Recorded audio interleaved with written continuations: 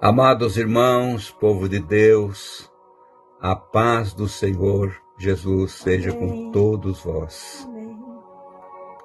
Sejam bem-vindos a mais um Momento da Palavra, nesta manhã de terça-feira, dia 10 de março de 2026. Somos os vossos irmãos em Cristo, Fernando e Esther Koenig, sempre falando aqui da cidade de Itajaí, no estado de Santa Catarina. Amados irmãos, nós somos agradecidos a todos vós que têm ouvido a palavra todos os dias, têm orado por nós, têm nos incentivado também, demonstrado esse amor cristão, esse amor puro para conosco. Só pedimos aos irmãos que toda glória seja dada ao nosso querido Salvador, porque sem Ele nada podemos fazer, nem eu, nem você. É Ele, por Ele são todas as coisas. Sejam bem-vindos. Agradecemos também a todos que são inscritos e também aqueles que fazem seus comentários todos os dias. Nós sempre gravamos na noite anterior e ontem, seja hoje, segunda-feira, eu estava lendo comentários e me encheu a alma de alegria porque eu vi ali comentários com muita sabedoria, falando sobre a mensagem que foi pregada ontem, colocações lindas sobre a palavra do Senhor. É bom os irmãos dar uma olhada também nesses comentários, porque é um interagindo com o outro. Essa família, Cristo em vós, esperança da glória, ela vai se unindo cada dia vai acrescendo. Aqui na terra, com certeza, nunca vamos nos ver todos, mas na glória, nós nos encontraremos. Nós nos encontraremos. Uns já estão descansando no Senhor e outros estão por aqui ainda, mas a nossa esperança, o nosso olhar é no caminho eterno que nos leva à glória. Neste dia de hoje, eu lendo Provérbios de número 30, ou capítulo 30, um provérbio que não é de Salomão, mas é de Agur. Ele se achava um homem bruto, rústico, pequeno, que não tinha sabedoria humana. Diz aqui no versículo 2 do capítulo 30 de Provérbios. Mas o que ele escreveu nesses versículos aqui, que são 33 versículos do capítulo 30 de Provérbios, é pura profecia, coisa linda, clara. Você lendo, relendo, vais entender o que ele queria dizer.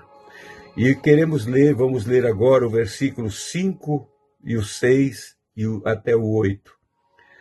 Toda a palavra de Deus é pura, e escudo é para os que confiam nele. Nada acrescentes às suas palavras, para que não te repreenda e sejas achado mentiroso. Olha o que ele diz no versículo 7. Duas coisas pedi a ti, não mas negues antes que eu morra. Afasta de mim a maldade e a palavra mentirosa. Primeiro que ele pediu, afaste de mim a vaidade e a palavra mentirosa. Repito, vaidade e mentira. Afasta de mim. Não me deis nem pobreza, nem riqueza. Mantei-me do pão da minha porção, de costume. Aqui a gente pode ver que não foi Salomão que escreveu, mas era um pobre homem que queria só a porção dele necessária. Agur. Esther, eu creio que nós tivemos um grande privilégio de conhecer a palavra desde que nascemos, não é? e sempre foi o livro, o que mais se falava na nossa casa, era, tanto na tua como na minha casa, no nosso velho lar, era sobre a palavra. Nada se falava além disso. Era a palavra de Deus. E nós nos lembramos muito bem disso. Como? E como? Aqui, como esse escritor, coisa linda, ele se achou nada, ele se achou ninguém, achou sem valor. Mas uma coisa ele tinha, ele recebia do Senhor como uma profecia e passava para nós. Irmãos, eu lembrei-me agora sobre isso. Quando eu era criança, que eu fui na escola, a gente começa a aprender as letrinhas cursivas. E eu, quando comecei a aprender, a ler, a juntar as letras, eu cheguei em casa muito feliz. Disse, pai, eu já aprendi a ler, pai. Já aprendi a ler, eu toda feliz. Meu pai sentou-se assim no chão, no canto da nossa sala. Ele estava com a Bíblia aberta. Ele disse, vem aqui então e lê isso aqui para mim. Se tu sabes ler, lê. Eu disse, não, pai, mas não é isso aqui que eu aprendi. Porque eu tinha aprendido letra cursiva. E essa não era. Daí ele disse, hoje eu entendo que era como uma profecia. Ele disse, minha filha, quem não souber esta palavra aqui pode ser o maior doutor, a pessoa mais inteligente, mas ele perante Deus, ele não sabe nada. Quem não sabe ler. Porque ele não sabe ler e compreender esta santa palavra. Hoje eu tenho isso como uma profecia. E ali, como esse homem também, ele se achou humilde, mas ele entregou uma profecia para nós hoje, né? Toda a palavra de Deus é pura. E ela é um escudo, algo para nós nos defender. E nós nos defendemos sempre com a palavra de Deus. Que Deus nos abençoe. Agradeço a Deus pelos irmãos que têm orado por nós. A gente lê nos comentários. E às vezes a gente se sente com pouca força física. Mas eu me lembro, mas tem alguém orando. Os irmãos dizem que oram por nós, como nós oramos por eles todos os dias. E aquilo nos fortalece. Muito obrigada, irmãos, muito obrigada.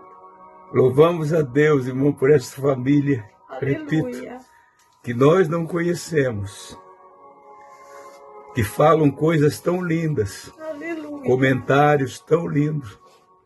Tem dia que chega quase a 1000 comentários.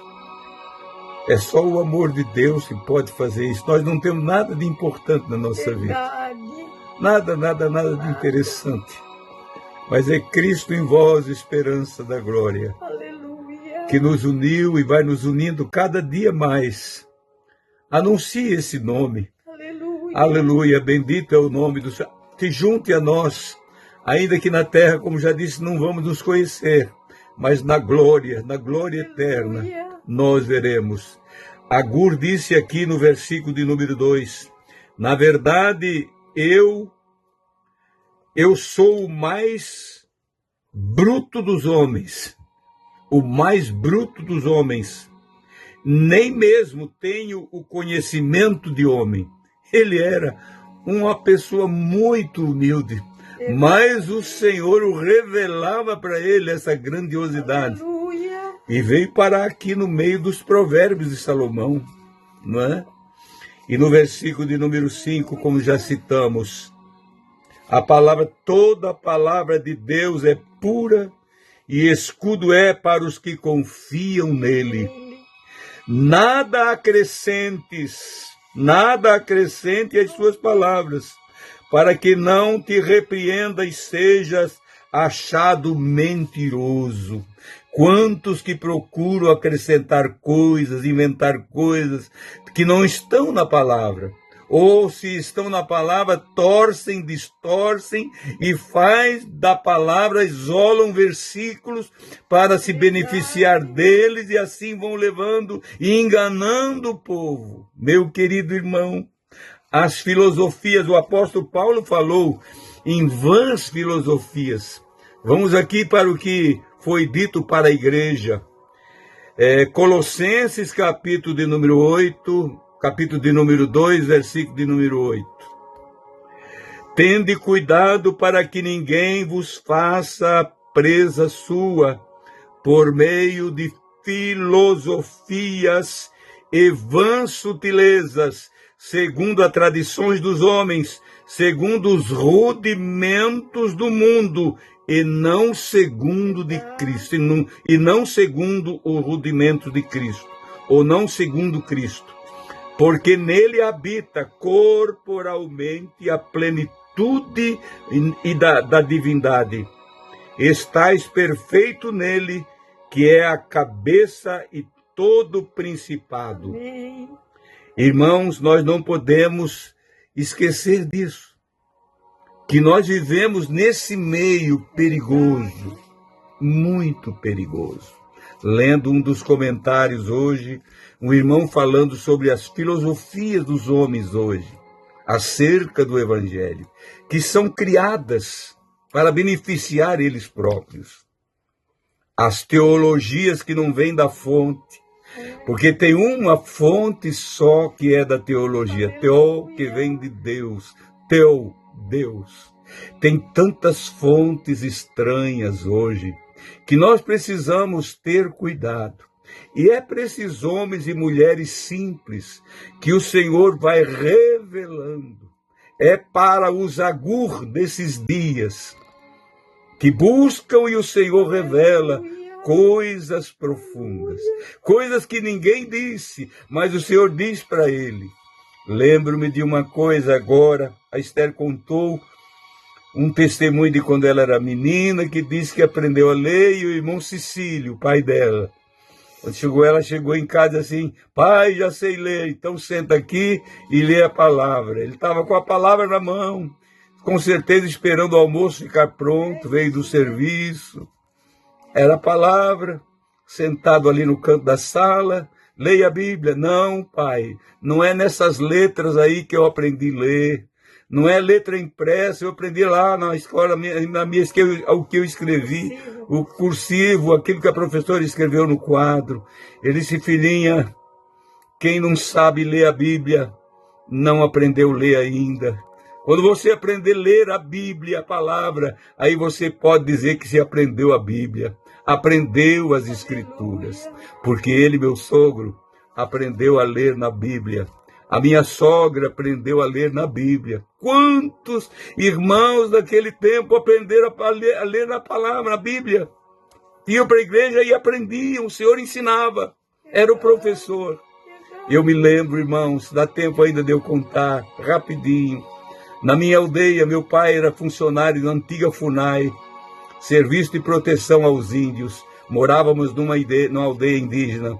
E quem era nosso professor de escola bíblica de manhã era um índio ainda da floresta. Ainda ele tinha o sinal do botoque aqui no seu lábio inferior. O irmão Dili Cuitá. Ele um dia ensinando para nós a lição lá debaixo do pé da laranjeira, sentado em cima de uns tocos de madeira. Ele pegou uma varinha na mão e riscou no chão, na areia. Ele disse, vou mostrar para vocês o inferno e o céu. E ele primeiro fez o caminho que ia para o inferno. Um caminho largo. Lá no final ia estreitando e ele fez, aqui tem um poço. Tem um buraco muito grande, cheio de fogo. E quem vai por esse caminho vai cair no fogo. E dentro desse fogo tem um bicho que nunca morre. Isso nunca saiu do meu coração. E ele fez outro, agora eu vou mostrar para vocês o caminho que leva para o céu. Ele pegou a mesma varinha e começou a riscar, e nós olhando, meninos e meninas, olhando, ele o caminho estreitinho, subia, vai subindo, subindo, depois lá em cima tem um portal, uma porta eterna, nós entra para lá, para a porta, e tem um céu de luz, tem um lugar lindo, uma cidade linda preparada.